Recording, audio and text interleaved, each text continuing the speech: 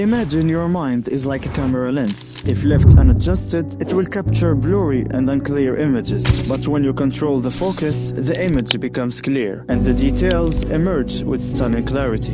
This is precisely the transformation you gain once you master your focus. In a progressively crowded world of distractions, from constant notifications to an endless flow of information, focus has become a rare and precious skill. This is where today's book comes in, revealing how we can harness our minds intelligently, not only to accomplish tasks efficiently, but also to unleash creativity and deep thinking. We will connect all of this to a character who brilliantly portrayed this concept and even provided a living example of its importance and the results it yields. The character is Baro from Bluelock, also known as the King. In short, this is what the book HYPERFOCUS by Chris Bailey is all about, a journey to explore the most powerful tool we possess: focus.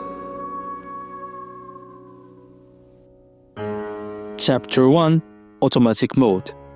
Yes, I think everyone has experienced this mode at some point, and I particularly mean those who love video games. They will understand what I'm referring to. Let's get back to our topic. To give you a simple example that illustrates what I'm trying to convey, imagine, dear listener, that you wake up, automatically check your phone, eat breakfast without thinking, go to work or school using the same usual route, and at the end of the day, you find yourself wondering how the day passed so quickly.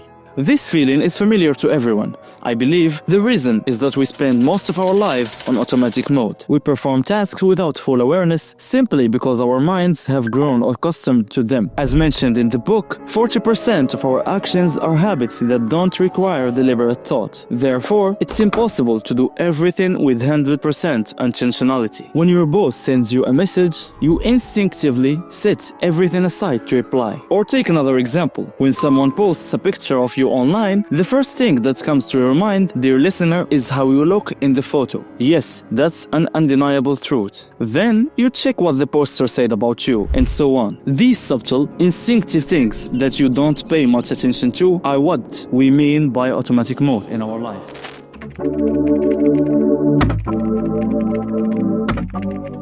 Now, here is something extremely serious. Try to answer it.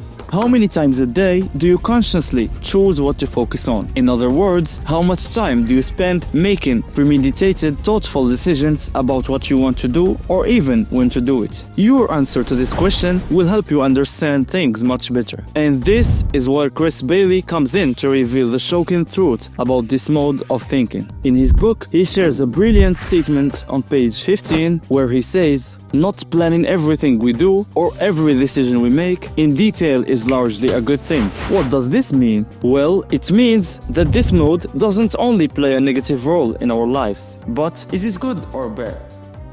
The author notes that our brains are designed to function with minimal effort. When we repeat the same activities daily, the brain stores them as automatic habits, allowing us to perform them without deep thought. So, automatic mode isn't entirely bad. It lets us handle routine tasks without wasting mental energy. However, the real problem arises when it takes complete control of our lives. In short, automatic mode, your brain is working, but you are not truly present. Now, of course, I won't just talk about automatic mode and leave it at that. I will also try to address what you, dear listener, are most curious about: how to break free from this mode. Based on the book, the author provides a set of strategies, particularly near the beginning of page 17, where he emphasizes the importance of pausing for a moment and noticing what we are doing. This can be done through simple actions like asking yourself, am I really focusing on what I am doing right now? Or does this activity deserve all my attention and concentration? Trust me, these simple questions are what will help you break the automatic loop of autopilot.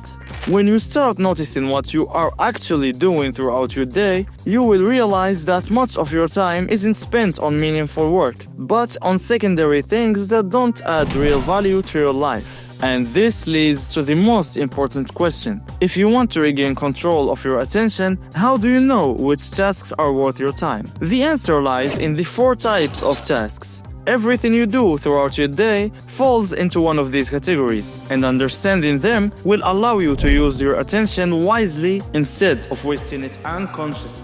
Imagine starting your day with a long to-do list, but feeling like you haven't accomplished anything significant by the end. Why does this happen? And why do some tasks make you feel a sense of accomplishment while others consume your time without any benefit?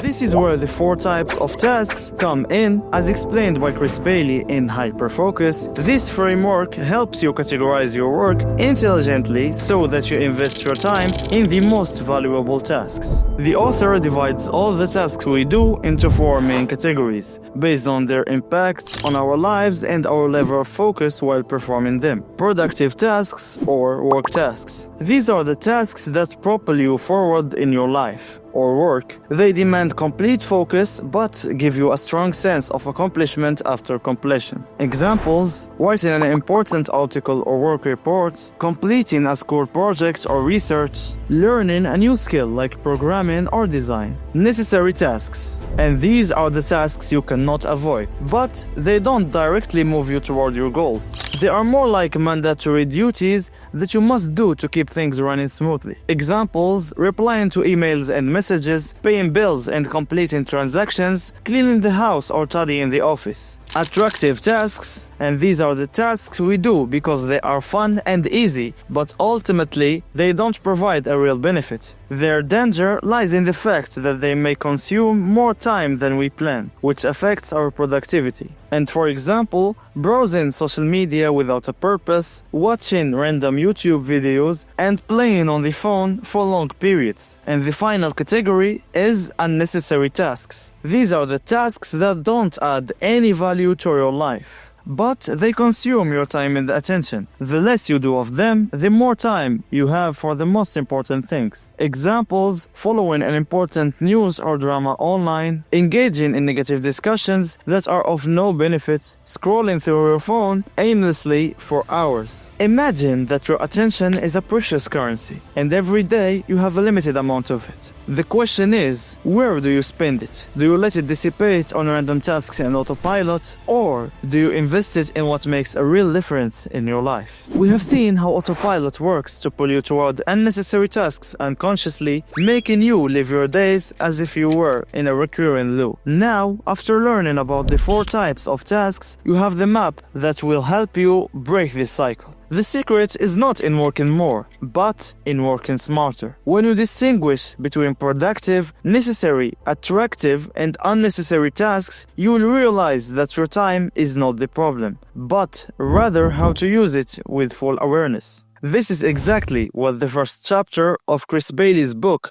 HYPERFOCUS, talks about. I hope you like this very rich episode, and until we met in the rest of the book in another video, I wish you all the best.